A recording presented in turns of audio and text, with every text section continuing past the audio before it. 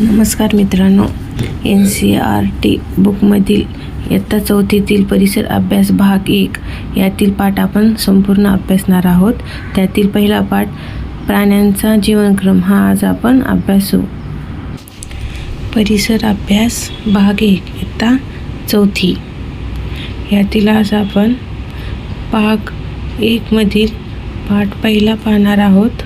प्राण्यांचा जीवनक्रम हा पाठ्यघटक आज आपण अभ्यासणार आहोत. कुत्र्यांची पिल्ले आणि त्यांची आई बघा, त्यांच्यातील साम्य दिसते का? त्यातील साम्य दिसतं आपल्याला. फुलपाखरू आणि अंड्यातून बाहेर पडलेली फुलपाखराची आई पहा, त्याच्यातील साम्य दिसते का? नाही दिसत. कुत्रे आणि त्यांची पिल्ले त्यात साम्य आहे, पण फुलपाखरू आणि त्यांची अळी यात साम्य आहे का? साम्य नाही आहे. आता सांगा पाहू. कोंबडी अंडी घालते, त्या अंड्यातून पिल्ले बाहेर पडतात.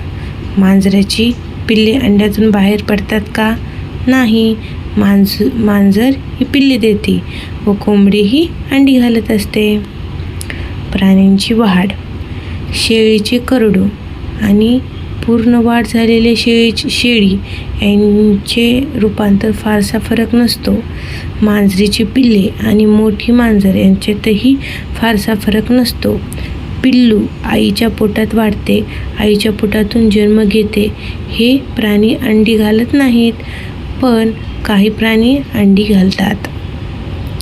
कोंबडीच्या पिल्ल्यांचा अंड्यातून जन्म होतो. मुंग्या, फुलपाखरे, मासे, बेडूक, साप हे सर्व प्राणी अंडी घालतात. या प्राण्याची अंडी सहसा आपल्या पाहण्यात येत नाहीत. काही अगदी चिंटुकल्या प्राण्याची अंडी खूप लहान असतात, ती तर आपल्याला सहजासहजी दिसणारही नाहीत. म्हणून हे प्राणी अंडी घालतात हे आपल्याला लक्षात येत नाही. पण कोंबडी अंडी घालते हे आपल्याला नक्की माहिती असतं. कोंबडीची अंडी सहज दिसू शकतात इतपत मोठी असतात. आता अंडी उबवणे हा आपल्यासाठी एक नवीन शब्द आहे. तर अंड्यांना ऊब देण्यासाठी कोंबडीने अंड्यावर बसून राहण्याला अंडी उबवणे असे म्हणतात. कोंबडी अंडी घालते. अंड्यामध्ये पिल्ल्यांची वाढ होण्यासाठी उभीची गरज असते. त्यासाठी अंडी घातल्यानंतर कोंबडी अंड्यावर बसून राहते व अंडी उबवते. अंड्यामधील पिल्ले हळूहळू वाढू लागतात. वाढ पूर्ण झाली की पिल्ले अंड्याची कवच फोडून बाहेर पडते. पहा, शेजारी चित्र झालेलं आहे. जेव्हा कोंबडीचं पिल्लू वाढ पूर्ण झाली की ते अंड फुटलं व ते बाहेर आलं. पिल्ले थोडी मोठी होईपर्यंत कोंबडी त्यांची काळजी घेत असते. माहीत आहे का तुम्हाला, जेव्हा कोंबडी अंडी उबवत असते तेव्हा ती अंड्याच्या काळजीपोटी आक्रमक बनते. अंड्याच्या जवळ कोणी गेले तर ती त्या अंगावर धावून जाते. ओके, चला जरा डोके चालवा. कोंबडी आणि कोंबडीची पिल्ले यांच्यात कोणत्या बाबी सारखेपणा आहे ते तुम्ही मला कमेंटमध्ये लिहून द्या. रूपांतर. शेळीचे करडू आणि शेळी यांच्यात सारखेपणा आहे. कोंबडीचे पिल्लू आणि कोंबडी यांच्यातही सारखेपणा आहे. पण फुलपाखराची अळी आणि फुलपाखरू यांच्यात मात्र खूपच फरक आहे.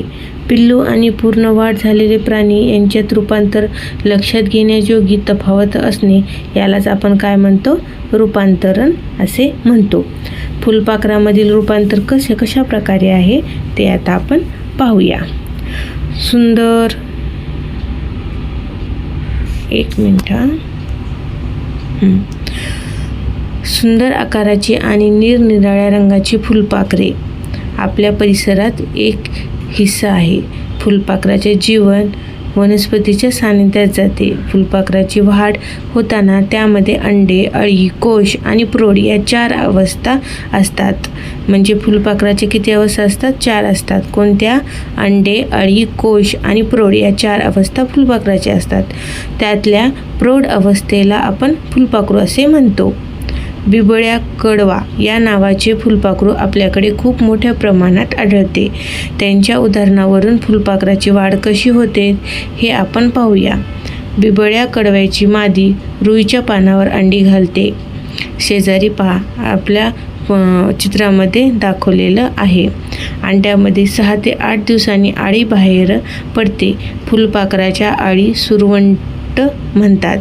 फुलपाखराचा सुरवंट अंड्यातून बाहेर पडतो तेव्हा भुकेने प्रचंड वखवकलेला असतो. ज्या पाण्यावर अंड्यातून तो बाहेर पडतो तेच पान कुरतडून खायला तो सुरुवात करतो.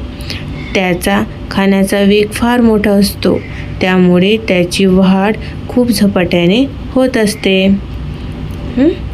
पहिल्या 2 ते 2.5 दिवसात बिबळ्या कवटाची सुरवंट इतकी वाढतो की त्याची कात त्याला पुरत नाही.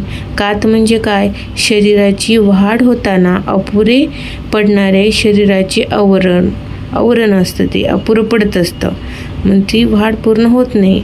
पण जुन्या कातेच्या आत वाढ झालेल्या शरीरावर नवीन कात येते, ती ढगळ असते.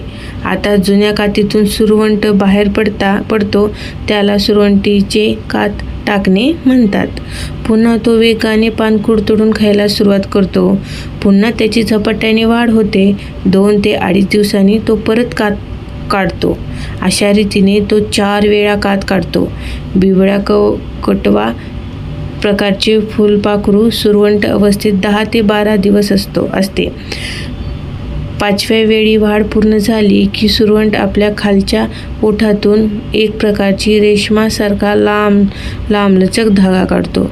सभोवती तो धागा लेपाटून घेत छोटेसे आवरण तयार करतो. त्या आवरणाला कोश म्हणतात. वाढीच्या या अवस्थेला कोशावस्था असे म्हणतात. कोशाच्या आत बिबळ्या कटवा 11 ते 12 दिवस असतो. या अवस्थेत तो काहीही खात नाही, पण त्याने स्वतःभोवती निर्माण केलेल्या आवरणाच्या आत त्यांच्या शरीरात महत्त्वाचे बदल घडून येत असतात. पायाची लांबी वाढते, आकर्षक पंख निर्माण होतात. हे प्रत्येक काही बदल आहेत. आवरणाच्या आत बिबळ्या कवटाची वाढ पूर्ण होते. नंतर प्रौढ अवस्थेतील फुलपाखरू कोशाच्या आवरणातून बाहेर येते. सर्व फुलपाखराची वाढ याच पद्धतीने होत असते. पहा बरे शेजारी, किती सुंदरसं फुलपाखरू आहे. माहीत आहे का तुम्हाला? प्रत्येक प्रकारच्या फुलपाखराची मादी कोणत्या प्रकारच्या वनस्पतीच्या पानावर अंडी घालणार हे ठरलेलं असते. निरनिराळ्या प्रकारच्या फुलपाखरामध्ये अंड्यामध्ये सुरवंट बाहेर येण्याचा काळ कमी जास्त असतो. सुरवंटीमध्ये खूप विविधता असते. निरनिराळ्या प्रकारचे सुरवंट निरनिराळ्या प्रकारचे असतात. त्यांचे शरीर लांबुळके असते. अनेक सुरवंटीच्या अंगावर केसासारखे तंतू असतात. बघा किती सुंदर वेगवेगळ्या प्रकारची फुलं आहेत. हे 4 चित्रदेवी निरनिराळे फुलपाखरे किती सुंदर आहेत. माहीत आहे का तुम्हाला? स्वच्छ निवडलेले धान्य आपण डब्यात भरून ठेवतो, तरीही काही दिवसांनी डब्याचे झाकण काढले तर त्यात किडे झालेले दिसतात. धान्याच्या गोदामात, वाण्याच्या दुकानात, आपल्या घरी अशा कुठल्याही ठिकाणी कीटक असू शकतात.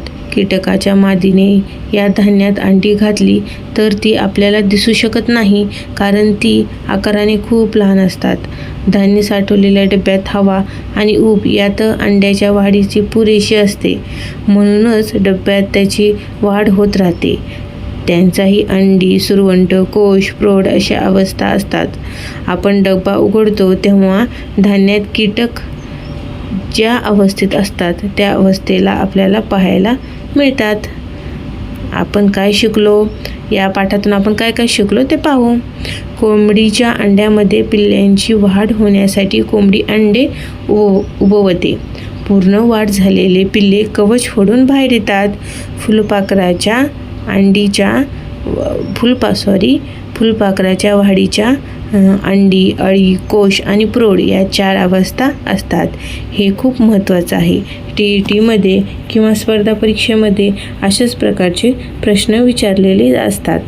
बिबळ्याच्या कडवा या नावाचे फुलपाखरू रुईच्या पानावर अंडी घालतात. कोणत्या पानावर अंडी घालतात? रुईच्या पानावर. अंड्यामध्ये अळी बाहेर पडते तिला सुरवंट असे म्हणतात. अंड्यातून अळी बाहेर पडते त्याला काय बोलतात? सुरवंट म्हणतात. वाढ पूर्ण झाल्यानंतर सुरवंट स्वतःभोवती एक आवरण तयार करतो त्याला कोश असे म्हणतात. स्वतःभोवती एक आवरण तयार केलं तर त्याला काय बोलतात? कोश असे म्हणतात. कोशातून पूर्ण वाढ झालेले फुलपाखरू बाहेर पडते त्यावेळी त्याला 6 लांब पाय असतात, आकर्षक पंख असतात. म्हणजे जेव्हा कोशातून फुलपाखरू बाहेर पडतो तर फुलपाखराला एकूण किती पाय असतात? 6 असतात. ही सर्व माहिती काय व्हेरी इम्पॉर्टंट आहे. हे नेहमी लक्षात ठेवा. फुलपाखरे आपल्या परिसराचाच एक भाग आहे. गंमत म्हणून फुलपाखरांना पकडणे, त्यांना दोरीने बांधून ठेवणे हे चुकीचे आहे. तुमच्यासाठी काही प्रश्न आहेत. फुलपाखराची मादी वनस्पतीच्या पानावर डॅश घालते. याचं उत्तर तुम्ही मला कमेंटमध्ये लिहून पाठवा. फुलपाखराच्या डॅशला सुरवंट असे म्हणतात. या दोन्ही गाळलेल्या जागा मला कमेंटमध्ये शेअर करा आणि माझा व्हिडिओ आवडला तर लाईक करा, सबस्क्राईब करा. धन्यवाद.